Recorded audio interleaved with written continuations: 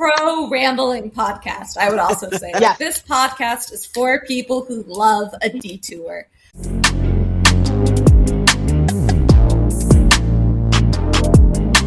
Hello, you are listening to The Commentary Booth, a podcast for the girlies and others. I'm your host, Wooster182, she, her, and joining me today are... Persephone, she, her. Hi, I'm Lauren, also she, her. Hi, I'm Jane, also she, her. Hi, I'm Dee, she, they. We are thrilled to have our first official guest all the way through the whole show. She is one half of the Trish and Sarah podcast. Welcome to The Commentary Booth, Trish. How are you? Hi, pretty good, thank you. It's just terribly warm in the UK at the moment, but no, nice to be here. And it's nice to have another female-led podcast on wrestling out there as well. I enjoyed listening to what you put out so far. So yeah, it's nice to be here, and I know I've spoken to so many of you previously. The ones I've not, it's going to be fun to talk about. Yeah, thank you. I am baffled at how many people I'm seeing at Wembley that are in like three-piece suits. Or Wimbledon? At Wimbledon, sorry. Wimbledon! I was so confused for a second there. I'm like, are you seeing the future? Like, what's going on here? I'm clearly a sports expert. Yeah, so it's just they have a dress code, especially for the royal boxes and that sort of thing. And if you go into centre court and that, it is like a traditional thing to dress up. It's the same way they have like the dress code for on the courts. They're not, so they have to wear a certain length of dresses and the single white colours. You can't have all like the different coloured shirts for different sponsors like you do at the other Grand Slams. So yeah, it's just a traditional thing. But how they are coping in these conditions there, I have absolutely As we're talking about British sports, the most important question you're going to be asked tonight, as a small child in England, were you dreaming of performing one day at Wembley? Jerry, it's funny, isn't it? Like, they're all doing this now. It was like my dream to be at Wembley, and I'm like, that wasn't, like, shut up. Like, it's like, oh, my dream to score the winning goal. Maybe I can half believe that. Yeah, you score the winning goal in the FA Cup final. To wrestle the don't know. No. But there is something about that venue. Like, I've been there for many a sport competition, whether it be rugby league with Challenge Cup final, or I watched Man United women win the women's FA Cup final there a couple of years ago, and there is something to it. There's definitely something that Oh no. that people enjoy. Snipers got her. Oh, And by snipers, I think poor internet access. I mean, it'd be funnier to say Osprey really got her. Osprey got her. They heard us. All the people at Wembley who were like doing all the CCTV stuff, and they're like, someone's talking bad about it. Get her. No, it's still funnier to say Osprey. It's like, Jesus. wait, that's not It your is funnier like, that's to say not your Osprey. dream too. He's the aerial assassin. Like, we know he's been telling us he takes out his opponents assassination style. And he's been playing Assassin's Creed Black Flag, so yes, he has ideas. He has the training. I have an important question that would probably be best answered by Trish, but I think goes to show what the American audience perhaps knows about British sports. Is Wimbledon a soccer arena? Is it just Wembley? an arena? Yeah, Wembley. Wembley? Yeah. Sorry. Football arena. I also clearly follow sports. I just thought it was an arena for Concerts. Freddie Mercury. Yeah, I literally Not only know just them the Freddie- from concert. It's a multi-use I didn't thing. realize like people regularly played soccer there. The aerial assassin took you out. he did. Can you hear me? He heard that you scoring Yeah. the winning goal wasn't your dream, and he's like, "Well, that's not on." And there goes your internet. Yeah, like, he just took me out, and I wasn't even on my Wi-Fi, because my Wi-Fi is shocking. It's a regular problem that we deal with. That is a UK problem. No, it is a special building to people here. Is it a special thing in terms of the way that they're promoting it on TV? No. Please stop it. I get it. You got to do these things. You got to, like, push it. And, yeah, it's kind of funny sometimes to listen to it from here and hearing what Americans kind of get the opinion of what it is, and then thinking to us it's just like, I go to London again. But yeah, stadium shows are fun though. I always like doing the stadium shows because you get to meet so many people. You get to hang out with so many people. Just it's the course of the weekend that's fun to me rather than just the show itself. I think we really felt that last year, particularly all the big events that they did around All In Dallas. Even though it wasn't really in Dallas, y'all were stuck in Yeah, Arlington. I like Arlington. I'm sad. But I quite like it. Why? I just... Yeah, the Texans are just kind of inexplicably somebody likes not only Dallas, but Arlington. Yeah. I mean, I think... Suburb of Dallas? I've been there a few times, mainly through, like, wrestling travel and travel to see other things. And, like, especially with the kind of the extra kind of the Texas Live bit that they built next to the ballpark. It's just a nice location to spend time around the stadium in. So the difference between that and Wembley. So Wembley has like a big like food court place and stuff nearby, but there's no one really to hang out.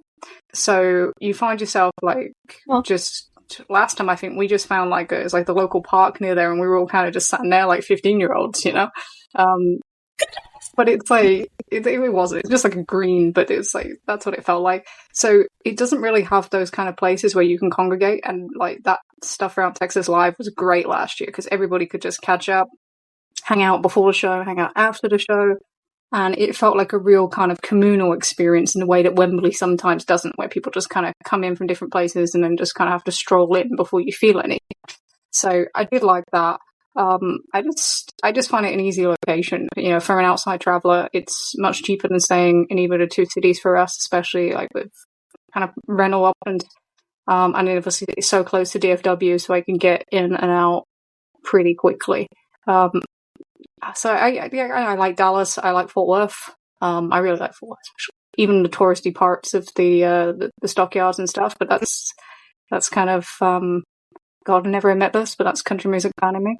So, yeah, I like Arlington. I thought it's a decent location, especially compared to how annoying it is to get to Wembley as a Brit. So. You were at WrestleMania 30 in New Orleans, right? No, I went to 34 in New Orleans. Yeah. I didn't go to 30. I went to 29, 28. I don't think I experienced it at 34, but at 30 there was like a crush in the concourse area, like to get food and the bathroom. I thought I was gonna die, and I thought dying at a wrestling event is gonna be in my obituary.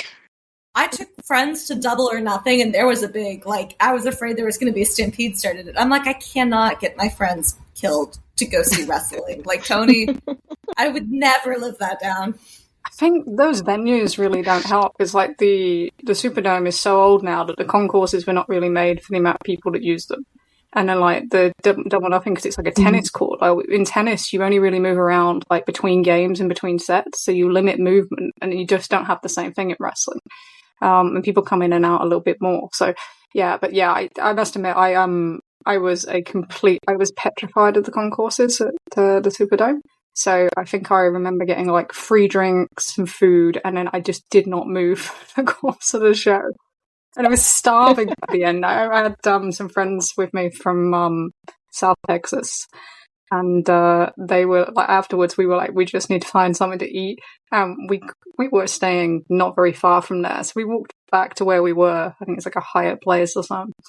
And we looked at all the restaurants, and they had like insane queues. Like the queues were going out like down the road, and we were like, we're not going to do that. So I think we ended up with like fried chicken from like a takeaway shop, and we just sat in a hotel bed eating that, and we were just quite happy. I'm not rock and roll, okay?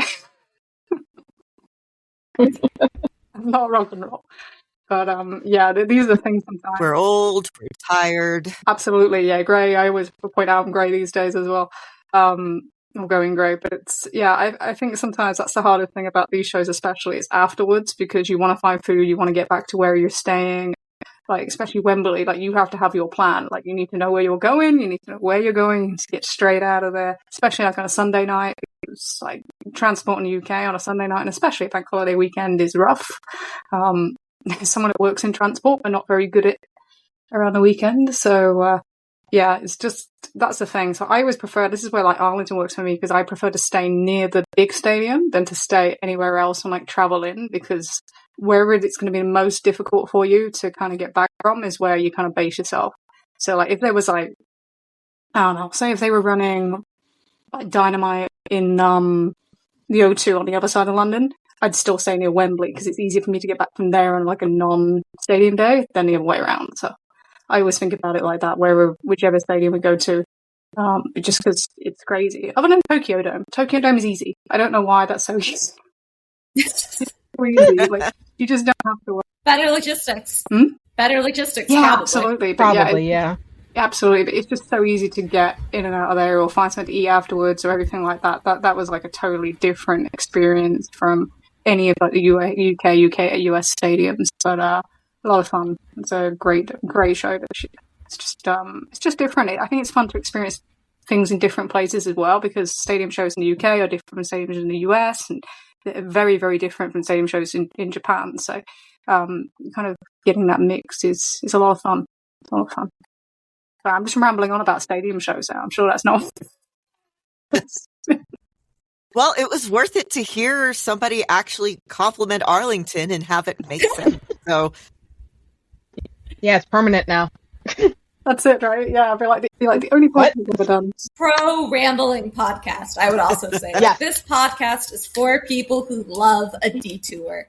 I once heard another podcaster say that, like, yeah, every podcaster has ADHD. And then I think about it, and myself and everybody else I know who does a podcast. Oh yeah, I have to be grasped all the time. Like sometimes Sarah has to stop me and go, "Just let me explain what you just said," and I'm like, "Oh yeah, I'm down my rabbit hole."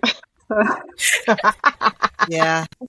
I can't say anything. I also do a Marvel podcast. It's currently on hiatus, but our Ant-Man episode was our longest episode because I went off on a tangent about actual ants. So Nice. They're cool. That's a new There one. has been an ant wrestling gimmick. There's Yes. clearly a lot to say about it. Oh, fire see, ant. topic.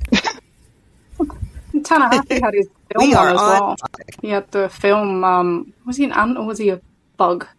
He did like a children's film in Japan. It's wonderful. But his heel character, he's like some giant bug or something. So that's a fun one. Yeah, I love that film. I am in favor of more arthropod-based wrestlers. Don't give people ideas. Not enough. I have enough dumb ideas sometimes. So as we're talking about movies, we'll move into our topic that we usually start the show with. I'm going to ask everyone what media they consume this week that they want to discuss. So, Jane, would you like to start? Sure, I'm happy to. For once, I have something non-pretentious to talk about, I feel, which is I was gone this weekend to go meet my new baby cousin, first removed. A lot of family time, and we put on the Sheep Detectives. The baby is 2 months old, so I'm pretty sure we could have watched anything, and I don't think he would have picked anything up. But nonetheless, we didn't want to take any chances. I will say The Sheep Detectives is a lovely movie if anyone feels like checking out. It's wholesome. It's got surprisingly non-creepy, realistic talking animals, which is something very hard, I feel like, for any movie to achieve. It's a sincere exploration of grief. It reminded me that to be ethically consistent, I should be vegetarian, and then I immediately do not go vegetarian. I will say it's one of those pieces of work that you can say that someone really cared about. You can really see in the end product that this was a thing that people really liked and believed in and put their all in, even though the premise is inherently very silly. It's about sheep solving murder. And that's what I like to see in any piece of art, I feel like, is just to know that someone else really cares about this. So The Sheep Detectives on Amazon Prime, at least in the US. Highly recommend. There's something about Hugh Jackman that makes me deeply uncomfortable. I can't put my finger on it, but I like his movies. I want to, it's on my list to see. He's like the human embodiment of veneers for me. Yeah. Awesome. He does He's a really really scream theater kid. But Theater Kid on steroids, and now Yeah. he's old, so like it doesn't age very well. And like I don't mean to body shame, but they very much present him as like a man I should be attracted to, and I'm very much not. Like the fact that you mentioned the veneers, it's like now that I'm thinking about it, it's like some of his veneers are almost like between the scope of like Roman Reigns and the disgraced ex New York City mayor Eric Adams. Either way, being in that company in regards to veneers, no, that's disturbing. I've never watched a minute of WWE, and every time someone posts in the Discord a clip that includes like Roman Reigns, I'm always like a little bit jump scared by the very scary teeth. I'm like, what like horror movie teeth to me. It's like, why would you do this to yourself voluntary? I was watching the episode where he came back after he had gotten the veneers and, you know, he'd finally started taking off his shirt. And I also got jump scared by him. I was like, didn't he used to have normal teeth? I will say I'm not a Roman Reigns fan. I never have been, but for my dad's 60th birthday, I got him front row tickets. And when Roman Reigns came out, you can actually watch me jump over the barricade a little bit and touch his elbow. I just like got sucked in by the Samoan hotness, I guess. It was just too much. But that might have been pre-veneers. I think it was because those veneers are scary. Okay, Persephone, what have you consumed this week? I've been finishing the Silver Case, which is a game by Suda51, who also did Fire Pro Wrestling and No More Heroes. Yeah. So I got one of my closest friends into that, and I've been really enjoying it. It's like this. It's a set of unconnected mysteries that you're solving that are all kind of spiritually connected in some where I haven't finished it yet. So yeah, it's been really good. You know what? I've been getting really into cryptic. Sorry, no, it's like as soon as she said Suda51, I got very, very excited because Suda51 is actually one of my favorite favorite creators, except for Shadows of the Damned. Why did he do that? That game was I enjoy a good dick joke, but he overdid it. He overdid it. But also one of my favorite games is Killer 7, but it is really nice to hear somebody actually like going through like some of his other games, and you reminded me. I need to actually play Silver Case. I need to find it. Yeah, I got it on Steam for the Steam sale, so yeah. It's pretty good. I would say my favorite game of him has like a dick joke as the mechanics in No More Heroes. So yeah, he does like to overdo it, but kind of with Silver Case, it's like it's not very comedic. It's played off as a very straightforward mystery. But the dick jokes are still there because one of the characters calls your self-insert big dick. So, you know, there's a connective tissue there. I really like puzzle games, so you're going to have to tell me how good the mysteries are at the end. I will say, to scratch the itch, I haven't had like the free time to play a lot of video games recently, so I started getting into doing cryptic crosswords. I am convinced anyone who enjoys doing them is a sociopath. I do them every day, but I don't enjoy it. So someone out there like does love doing these like insanely arcane puzzles, and those people confuse and bewilder me. Dee, what have you consumed this week? Okay. Well, I've been reading, full volumes of manga off and on my iPad, and there's one that I finally got a hold of that I initially watched the entire series of. It's called Life Lessons with Uramichi Onesa, or Onisan. Right? Onesan's a woman, but so yeah, it's literally the story of a millennial actually working at a television station, specifically doing kids TV, and it's showing all the millennials that work there slowly going through a midlife crisis while trying to tell kids, hey, life is going to get better. And yeah, just watching everybody kind of go through it is like, things shouldn't resonate so hard with me, but it did. But just some of the jokes that kind of come up and are honestly worth it, and seeing some of the kids actually catch on is like, hey, my dad's 28.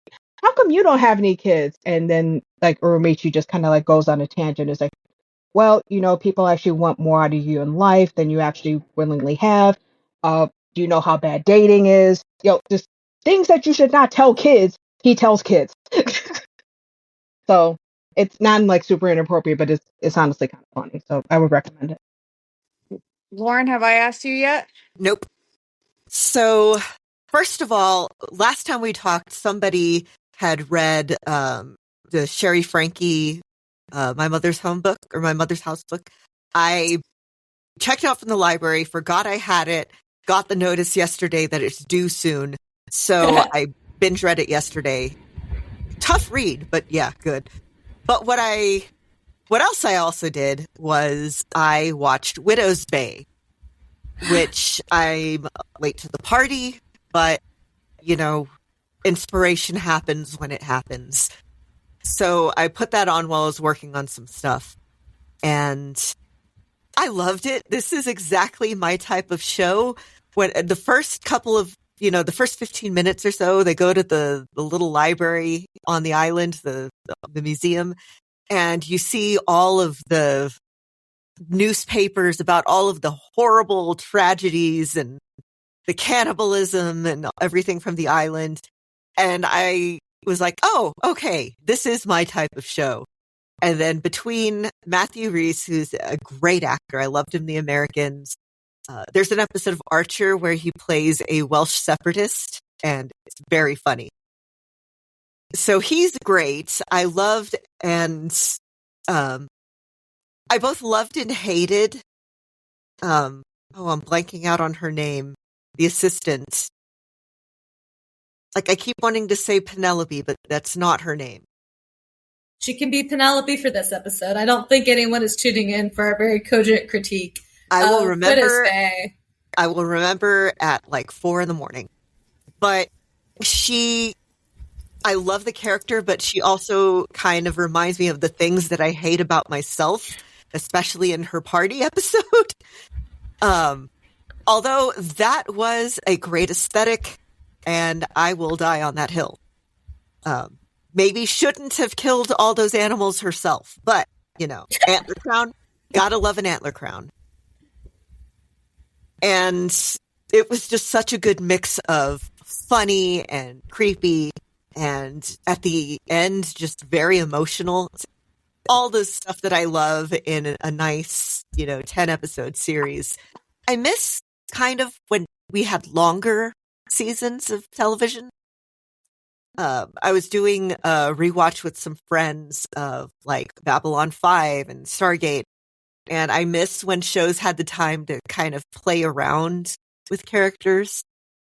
But also, I get the whole, it's cheaper and streaming has changed everything, and incredibly annoying. We cannot get into it right now. Widow's Bay, very fun. I'm watching Buffy for the first time while I go work out at the gym, and it is incredible how much more stupid filler you can have when you have longer seasons. I will also say wrestling, which has the longest seasons of any TV show ever. Why don't we get episodes? Why don't we have silly filler episodes too? Exactly. I want I want a beach episode. I want a dream episode. I want something where it's just like everything is backwards, and then it's like it never happened the next week. Oh, I think there's room to play around with the format.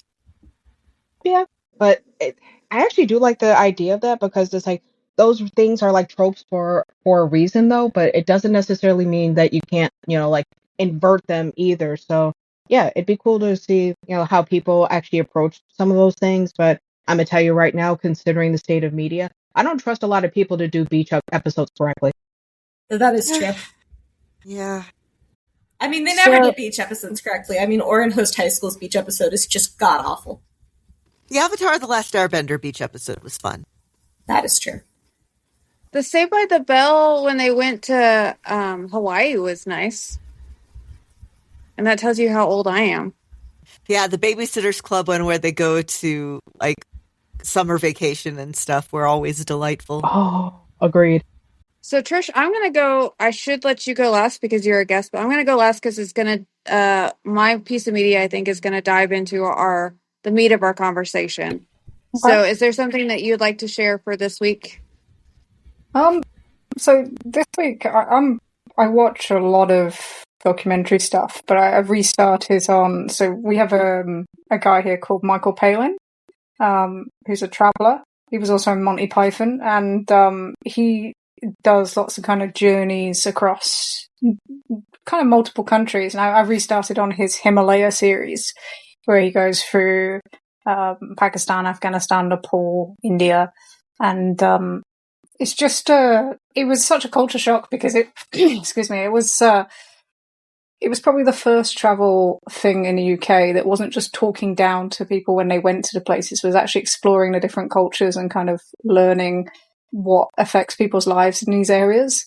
But they're also just really entertaining watches. So yeah, I'm back on that at the moment. That's kind of my thing. I love watching people travel through different places and experiences they have and the people that they meet. And I think Michael Palin's probably like my favourite to watch, followed by a new guy called Simon Reeve. But yeah, so I'm back on that one this week. I'm probably a bit more boring than most people, but I enjoy his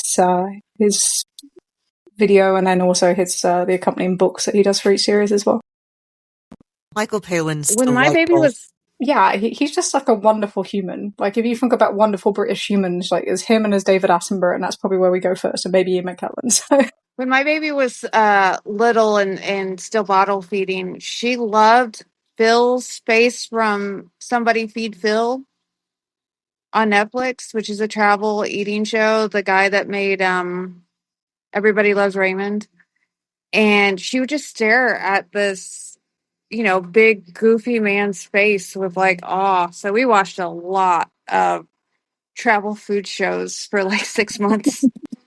I'll knock him. It's a good way of spending time. Just do that. I watch so much like people just walking through Japan like all the time as well. Like if we're on board, it's like just stick YouTube on, stick something on, like a guy just walking around Japan, walking around Osaka or something. I'm happy. So yeah, that's it's a karma if anything, you know. And Michael Palin approaches it with such a good sense of like wonder and a willingness to learn. It's why I liked Anthony Bourdain. Like for all that he was, Anthony Bourdain, with all that entails, he had a genuine interest that came through when he would be talking about a place and experiencing a location. And Michael Palin, I love, like, it. So many of the Pythons have been disappointments in one way or another, and he's always been just, again, writing his travel books and doing his travel shows, and just, it seems to be enjoying life. And I think I like watching people have fun. Do you know something that he does that I don't think anybody else of his level of fame does? Is if you order a book from his bookshop online, he will write you like a personal message. No, there's no cost to this. He just writes them. Wow. And like it's incredible. Like when you get it delivered and you look at it, and like he doesn't just write the same thing to everybody. He properly personalizes it, and you just like I have like 4 or 5 books now that are like made out to me from Michael Palin, and it's like that's just feels insane. But to keep that kind of level of humility, to just be happy enough to do that is says a lot about his character. But yeah, I just like he just fascinates me as a human, but also just he's so enjoyable to watch. I will just like even if he never makes another series again, I will just continue to watch the ones that he has made because it's something I just find ultra relaxing, and just something to look up to as well. It's the way he tries to understand people that maybe a different culture from him, different religion from him, or just see the world differently. I think we live in such a world where everyone kind of lives in their own like little cocoons. They don't really communicate with each other or try to understand different viewpoints. They just try to find what people that validate their own. And so yeah, we could do with more people like him. And I'm not perfect by any means, but that's the sort of thing I try and emulate when it comes to listening to different viewpoints, whether it be something like wrestling or whether it's politics or wherever it may be. But yeah, it's somebody I do look up to in those ways for sure. wrestling in general has been really an interesting exploration for me of different viewpoints. Pretty much all of my hobbies are like things that are just people with the very similar backgrounds for me. You know, a lot of the people I socialize, I know through work. So very, very similar to me. It's been really interesting with wrestling, even just like this podcast. Like, we all come from such different backgrounds. We're all different ages. Like, it's been really interesting, you know, to see. And, you know, at least we're all, we all identify as women.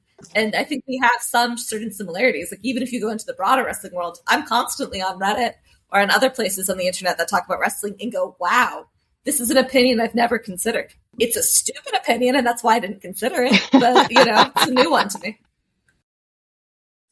Fair. Yeah. There's plenty of them around. Don't worry about that. Which leads me to what I consumed this week. And if you can hear, I'm outside, so if you can hear a lawnmower, I apologize. But I listened to the audiobook, Everything I Need I Get From You. And it's about how women and girls save the internet as we know it. It's by Caitlin Tiffany. Towards the end, I didn't love it as much because she primarily focused on how insane One Direction fans are, especially the One Direction fans that think that Harry Styles and I don't even know anything about One Direction. Louis are married, and the baby Louis had was fake. Yeah.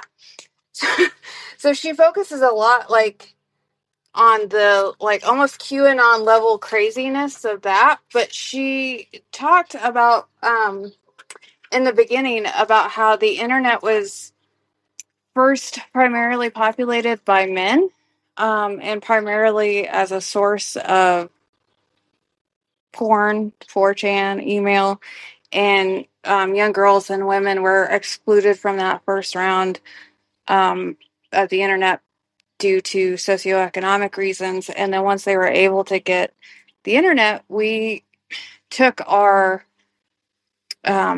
ingrained skills of building a society, a community, and started immediately translating that into building fandoms around whatever we're into.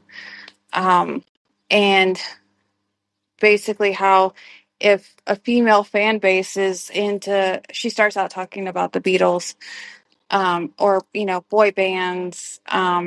She mentions Bruce Springsteen. Then, men tend to, one, discount our opinions because they assume that we like them just because they're pretty, whereas we're actually connecting with them, due to relating to the person or whatever they're representing.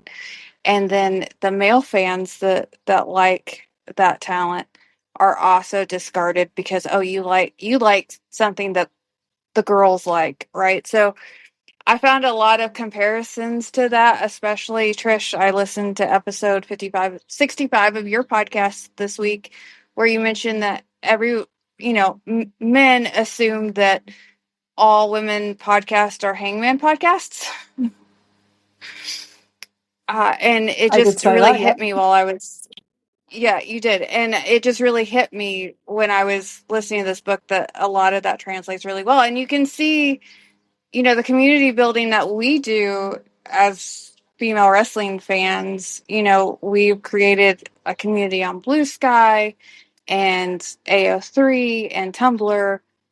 And then that translates into, I think, podcasts are kind of a hub of that information and connectivity. It's just really neat to see someone kind of map that out as you're not crazy. What you're seeing is actually a phenomenon that happens in many fandoms. I think it's interesting. If you look at something like Archive of Our Own is one of the most modern wonders of the internet, since the web traffic is crazy. I do think fan fiction is all copyright infringement, and I have good reasons to think that. But they own their own servers, so they can really avoid some of like the nastiness. It's completely like volunteer run and funded.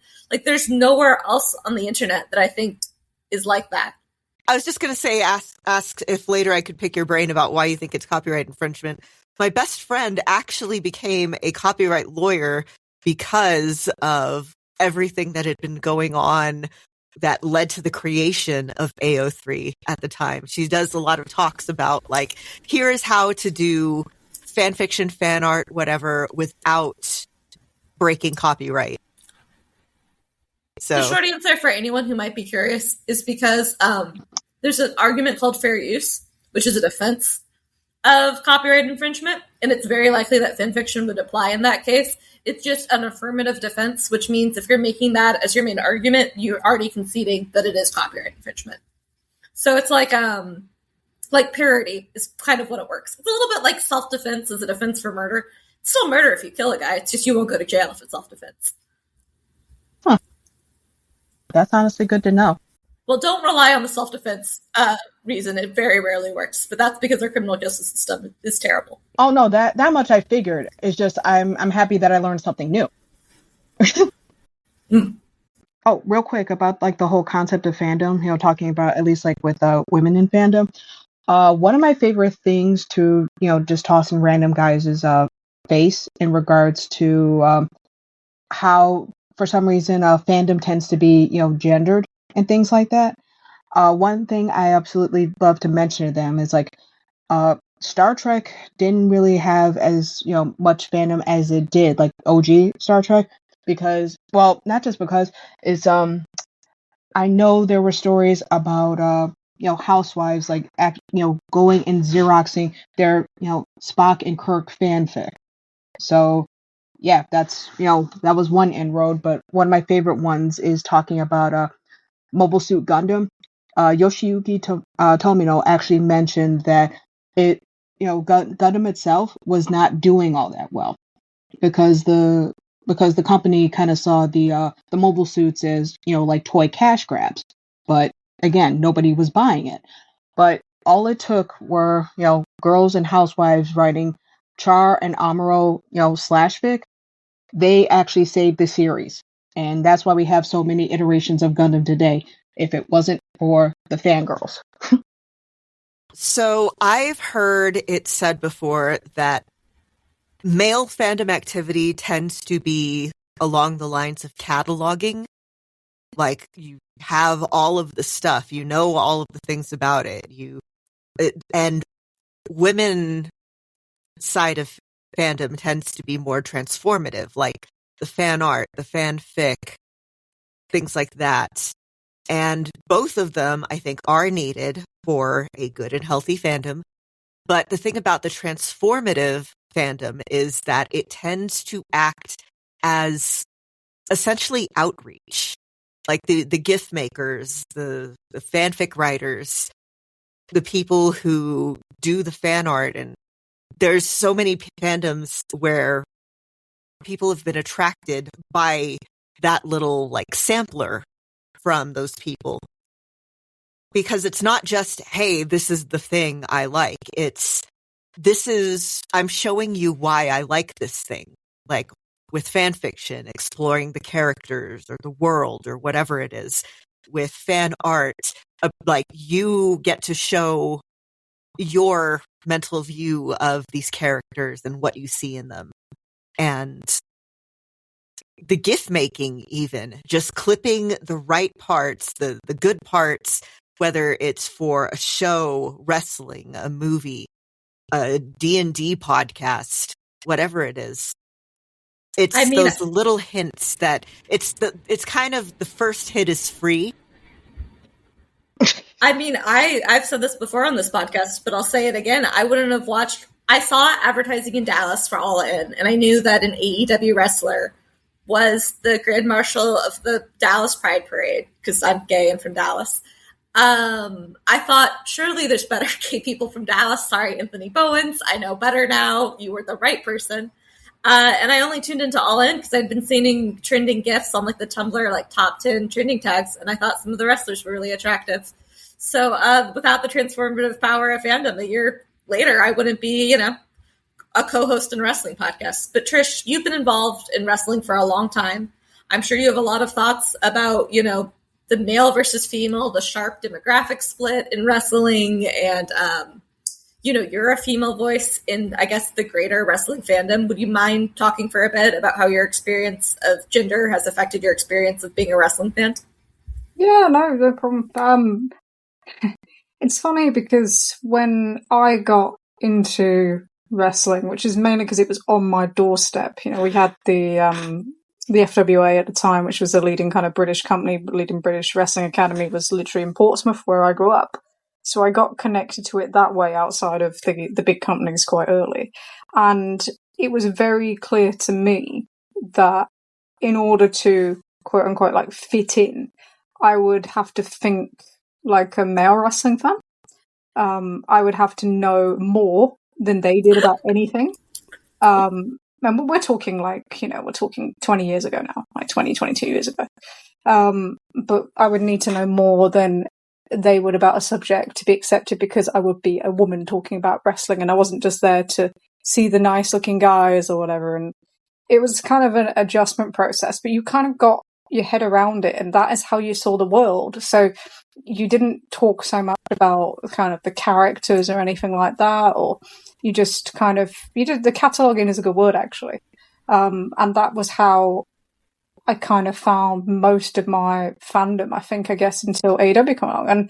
And, my credit is to Tunnel Talk, because when I heard them, and I heard, they were the first kind of female-led podcast voices that I heard on pro wrestling probably ever. I'm sure there's other great podcasts out there that I've not heard. But for me, that was transformative, because all of a sudden it was like I was listening to female voices talking about wrestling and talking about things differently, and not being afraid to delve into the story beats between characters, not being afraid to delve into the kind of the way these kind of characters interact with each other in a way that would have been glossed over or anything like that. And I only have to think back of how people reacted to fans of like The Shield in WWE when that was a thing, who, they were very much, they had, we call it transformative kind of engagement.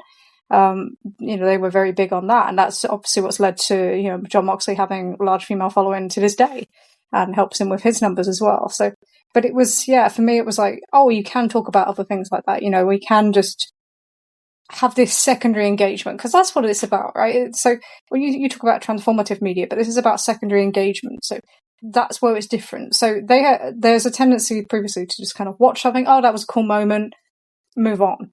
Whereas the way that we're talking about watching it is about moving that engagement beyond that. So it's not just something that you watch at 8 p.m. on a Wednesday if you're in the US, or 1 a.m. if you're in the UK. It's something that you engage with, for the rest of the week, whether you're thinking about the theories about it, whether you're watching secondary content, whether that be like YouTube or something like BTE, for example, was huge on that in that aspect, or whether you're, on Tumblr catching the GIFs every Thursday morning, which I know me and Aaron Rakowski used to do very much in 2020, 2021 AEW. First thing we did on the Thursday, let's go get some Hangman GIFs.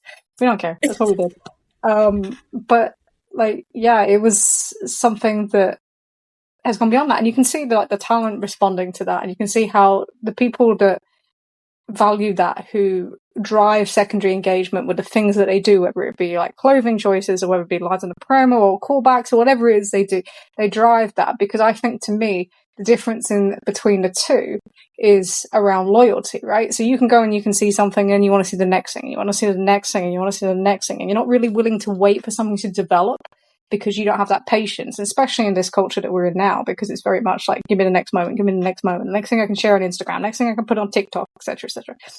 So it's actually harder sometimes to do that thing where you're going to build something up gradually, and to do that you need to retain the loyalty, and that's where that comes in.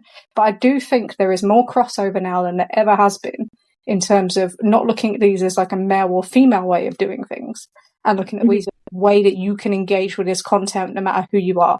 And I think that's changed quite dramatically over the last kind of 5 to 10 years compared to what it was before. That's a good point, because I've been thinking about this a lot this weekend when we knew we were going to have you on. And most women or non-cis male podcasts in this space, like you said, tend to analyze character development and storylines. Mm-hmm. Your podcast analyzes those things as well, but you do it from a lens of how do those things impact the overall business? You do that a lot from like in terms of ratings and financial trends, which I think I don't agree with this, but I think largely, those topics are seen as, a masculine male space type of thing to talk about, right? Numbers, business ratings is something that you see the male journalists or podcasts doing. So how did you and Sarah make space for yourself and grow that endeavor into a professional brand, especially given how the industry and fan base treat women in this space? So it's kind of funny because like we never considered doing this. Leah had to kind of bully both of us into it. But she's really the power behind everything. But the key for me was, and the reason why, like we have a boring wrestling podcast name. It's a very good reason because we didn't think people would take us seriously if we used a joke podcast name for an analytical podcast, and especially being women's. And we also said at the start that everything that we do, we are going to have evidence for. Like, we're going to have reasoning, and it's going to need to be solid because, again, you're coming from the premise that you're going to be viewed as lesser than, whether people do it kind of intentionally or not. But just because of the lack of voices in that aspect previously, like, it's harder to challenge that.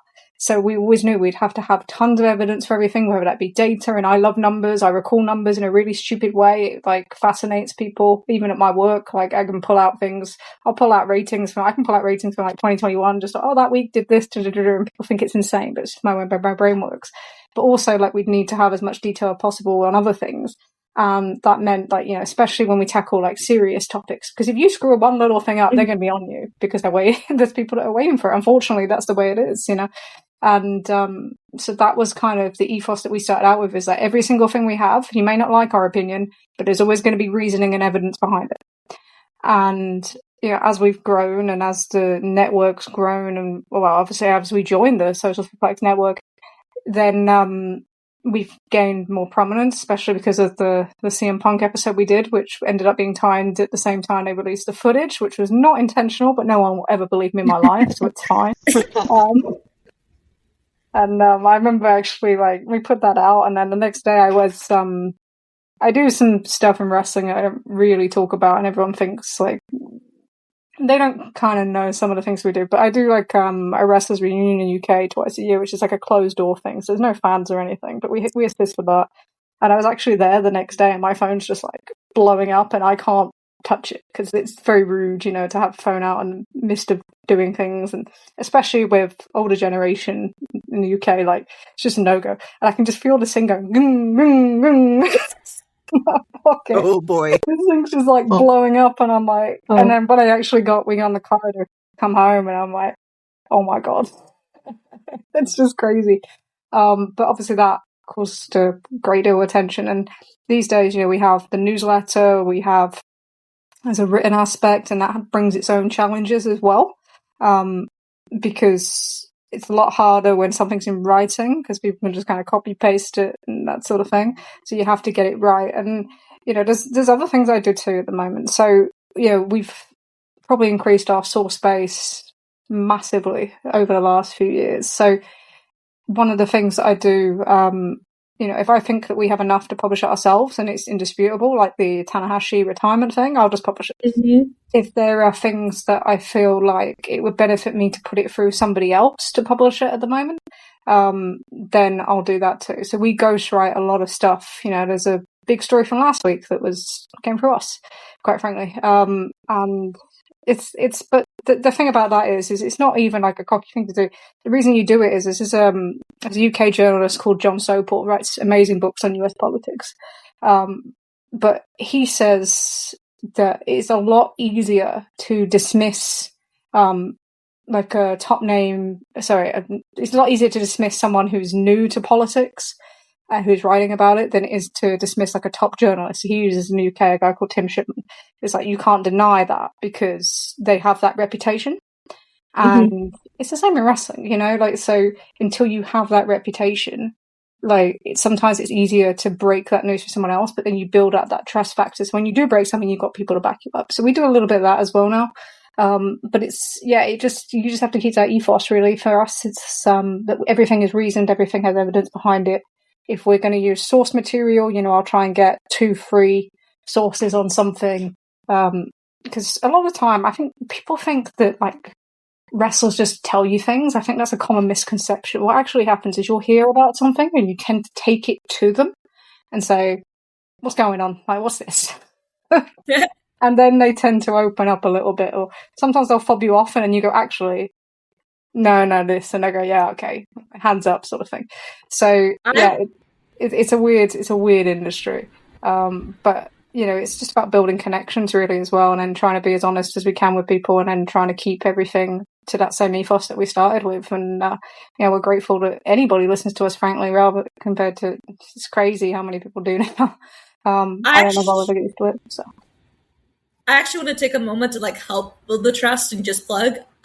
Unfortunately, I'm a terrible podcast listener because I oftentimes get distracted when just listening to things audio. But I am a religious reader of the Social Suplex Network newsletter. I think it's incredible. It's really well written. It was really depressing for me as someone getting into wrestling in general. I found the quality of some of the secondary sources we were talking about. Mm-hmm. I don't mean to be rude, really poor.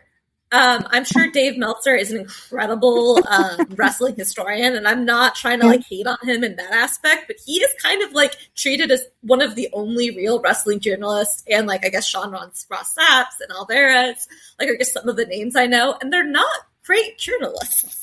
They have their own really strong aspects, but when it comes to clear, concise writing and what I feel is journalistic integrity, I don't think I've seen anything better than Trish and Sarah's podcast and the Social Suplex newsletter. So if anyone hasn't checked those things out and are kind of interested in that kind of nonfiction, real analysis, I would highly, highly plug both. Thank you. I'm not very good at accepting praise because I'm British, but I will say that we have an incredible newsletter team. We have people that are really, really invested in the promotions that they're watching, whether it be, David with something like CMLL, or Eric, who does incredible Japanese coverage from all the Japanese independents to Noah to TJPW, everything, and then to Tim, who covers Stardom, to Peter that's covering Pro Wrestling E for us in Europe. And there's still so much work to do. There's so many things I like to kind of push forward with it on, but I think the work that they do, writing-wise, the work Emmy does, editing it, I think it's so important to have a great editor, to be honest. Oh, yeah, for sure. That's where a lot of wrestlers go wrong, is that they don't have editing.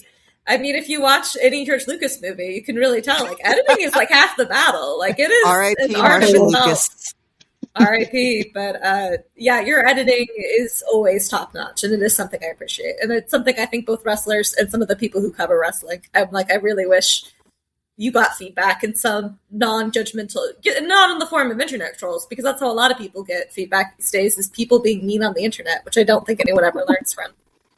No, I was listening to, this is kind of a side, but it's not, but I was listening to a women's cricket podcast called No Balls Allowed. It's great. She's Kate Ross and Alex Hartley, who are former cricketers that commentate on cricket these days, both men and women. And listening to Alex Hartley this week talk about the death threats that she got just for saying something about the now departed England cricket coach on the men's side, it's just insane, So I think that's probably a hard bit as well. As you could have a thick skin. I try and protect other people from that a little bit more, because in my job, I work with trains, I work with the public every day, I get swore at every day, I've been called everything.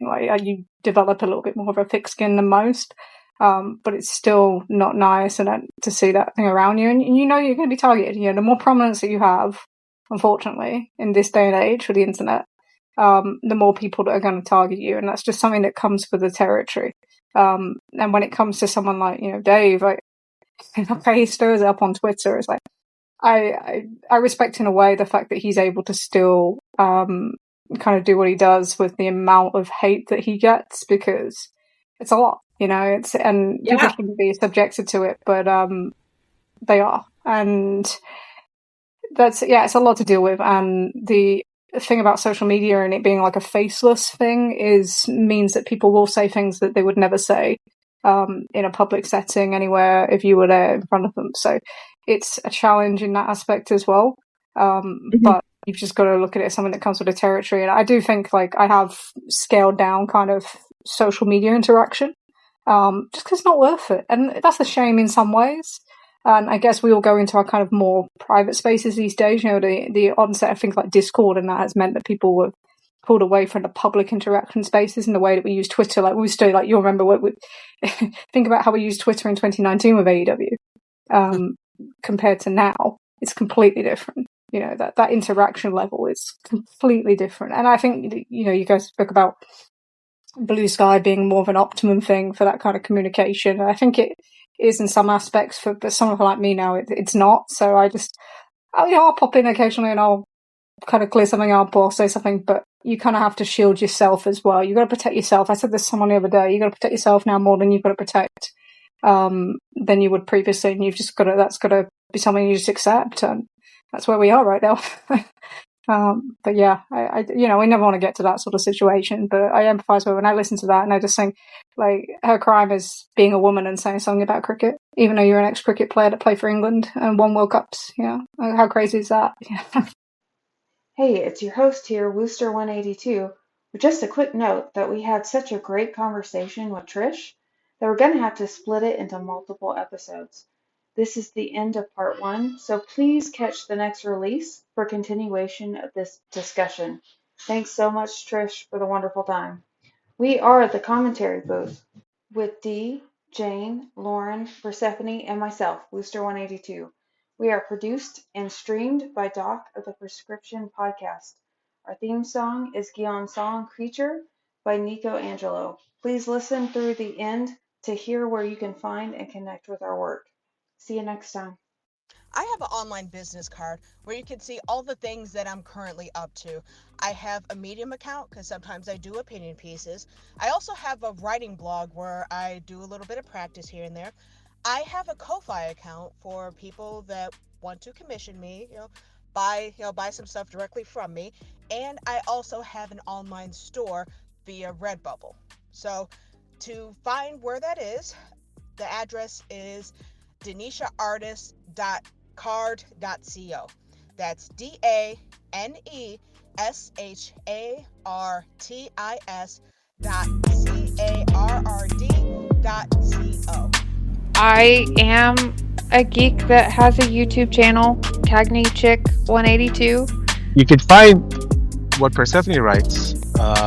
It's called, one of her comments is Chalupa and Scallop. It's over at Comic Fury. Hi, this is Lauren, aka LW Salinas. You can find everywhere that I'm at my website, lwsalinas.com. That's LWSALINAS.com.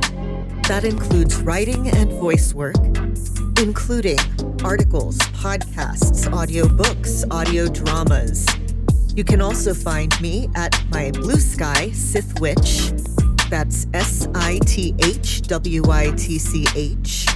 where I live skeet wrestling every Wednesday, Thursday, Saturday, some Sundays, pretty much whenever I'm watching.